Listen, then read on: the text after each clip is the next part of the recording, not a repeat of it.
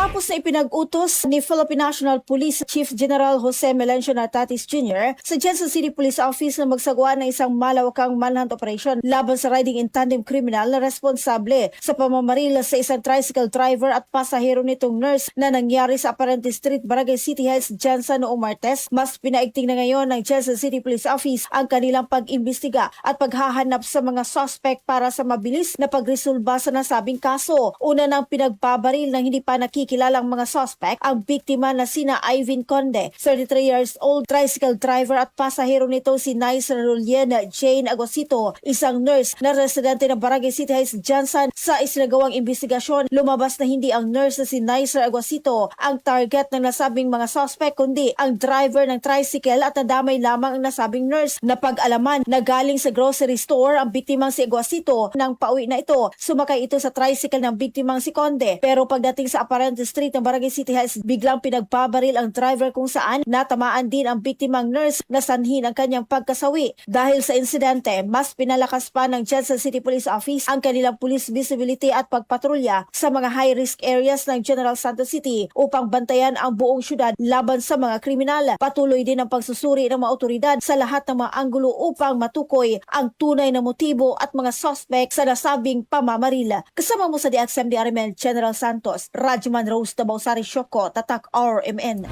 RMN Network News.